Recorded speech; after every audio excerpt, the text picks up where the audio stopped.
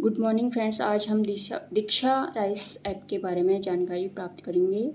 दीक्षा app क्या है, कब शुरू किया गया, किसके द्वारा बनाया गया है, ये सब जानकारी आज हम प्राप्त करेंगे। तो दीक्षा ऐप एक शैक्षिक ऐप है जिसे एनसीईआरटी ने बनाया है और यह केंद्रीय बोर्ड सीबीएसई और सभी राज्यों के शिक्षा बोर्ड से कनेक्टेड है। दीक्षा ऐप में सभी राज्यों के शिक्षा बोर्ड पाठ्यक्रम कक्षा 1 से 12 तक की अध्ययन सामग्री अपलोड की गई है। विद्यार्थी और शिक्षक इस ऐप के माध्यम से पढ़ सकते हैं। तो और दीक्षा ऐप होता है ये 7 जुलाई 2020 को इसे फिर से अपडेट किया गया है। और ये दीक्षा ऐप यूज़ करने के लिए हमें सबसे पहले क्या करना होगा, इसे प्ले स्टोर में जाके और डाउनलोड करना होगा और अपने स्मार्टफोन या कंप्यूटर में आप इसको डाउनलोड कर सकते हैं। और डाउनलोड करने के बाद आपको अपनी प्रोफाइल पूर्ण करनी होगी, इसके बाद आप इसका उपयोग कर सकते हैं। और इसकी साइज़ होती है 10.91 MB की होती है इस ऐप की साइज़, जो इसलिए यह आपके स्मार्टफोन में ज़्यादा जगह भी नहीं घेरती और जब चाहे आप इसे यूज़ कर सकते हैं और डाउनलोड करके।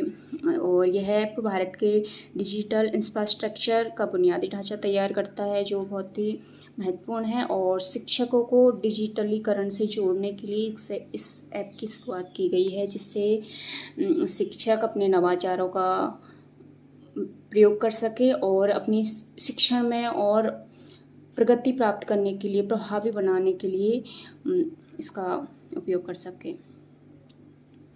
तो आइए हम दीक्षा राइस ऐप के बारे में कुछ महत्वपूर्ण प्रश्नोत्तरी पर चर्चा करते हैं।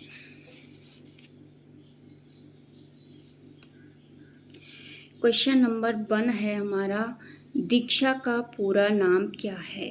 तो दीक्षा का पूरा नाम है digital infrastructure for knowledge sharing.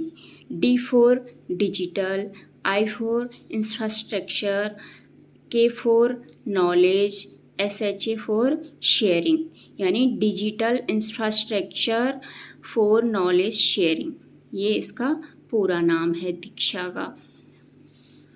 Question number 2 है हमारा, दीक्षा ऐप मोबाइल ऐप किसके द्वारा निर्मित किया गया? ये ऐप है दीक्षा मोबाइल ऐप, ये किसके द्वारा बनाया गया है? तो ये मानव संसाधन विकास मंत्रालय द्वारा बनाया गया है, जिसका वर्तमान में नाम है शिक्षा मंत्रालय। वर्तमान नाम क्या है?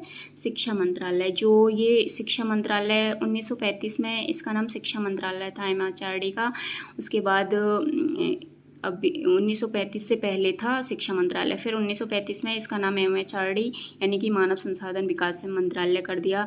लेकिन वर्तमान में जो के कस्तूराजन की अध्यक्षता वाला पैनल था 2018 वाला, उसमें इसका नाम फिर से चेंज कर दिया गया है और अब इसका नाम शिक्षा मंत्रालय के नाम से इस मानव संसाधन विकास मंत्रालय को जाना जाएगा। तो ये इसके द्वारा समर्थित है और NCERT ने इसे बनाया है।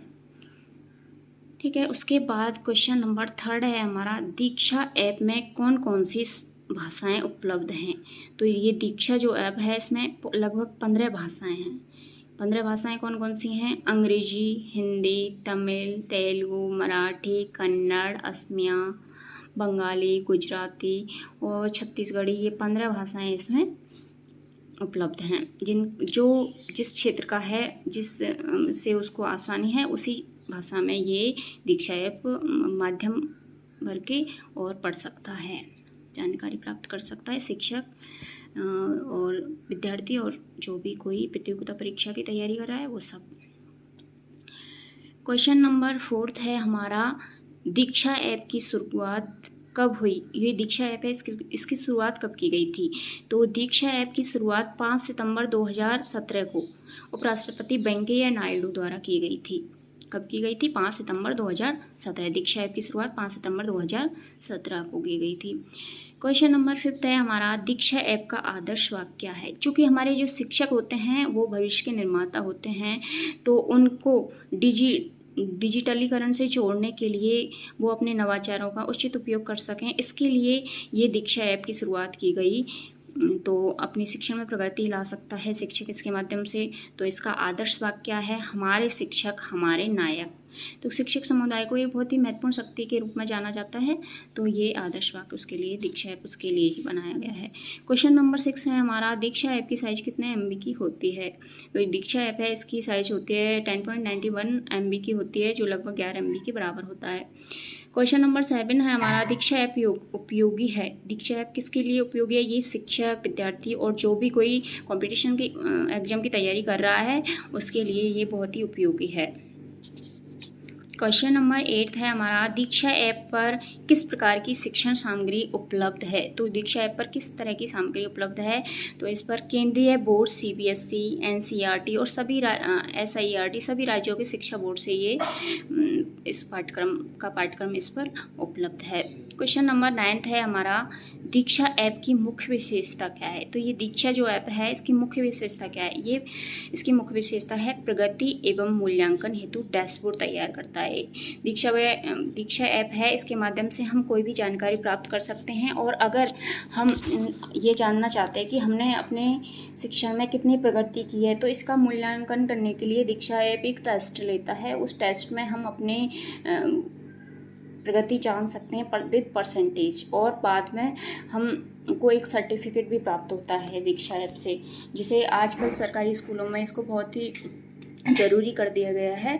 और सभी FLN के माध्यम से दीक्षा ऐप पर और निष्ठा ट्रेनिंग भी दी जाती है दीक्षा ऐप पर ही, जो शिक्षकों के लिए शिक्षण को प्रभावी करने के लिए बहुत ही महत्वपूर्ण कार्यक्रम है। राजस्थान सरकार द्वारा, केंद्र सरकार सभी राज्यों में ये उपलब्ध है दीक्षा ऐप। और इसके माध्यम से दीक्षा ऐप में क्या होता है, सभी जो 1 से 12 तक का जो सिलेबस पाठ्यक्रम होता है सभी का एक QR कोड होता है। उस QR कोड में आजकल सभी किताबें होती हैं, उसमें आजकल आपने देखा होगा स्कैन करके QR कोड डाल के, और हम जो भी सामग्री पढ़ना चाहते हैं, जिस भी क्लास की सामग्री पढ़ना चाहते हैं उस QR कोड को स्कैन करके, URL जैसा होता है वो, तो उसको स्कैन करके और गूगल प्ले स्टोर जैसे गूगल पे ये इसमें होता है ना, फ़ोन पे इनमें ऐसा ही QR कोड इसका होता है दीक्षा ऐप में। तो इसके माध्यम से हम पढ़ सकते हैं, निःशुल्क शिक्षण प्राप्त होता है इससे। इस तरह की हमें कोई फीस नहीं देनी पड़ती और इसके माध्यम से हम अपने शिक्षण में प्रगति कर सकते हैं और घर बैठे आसानी से सभी शिक्षक, विद्यार्थी, सभी जो भी आम नागरिक है पढ़ना चाहता है दीक्षा में ऐप के माध्यम से जानकारी प्राप्त करना चाहता है, आसानी से प्राप्त कर सकता है। तो ये भारत में बहुत ही अच्छी पहल है शिक्षण के क्षेत्र में। तो बस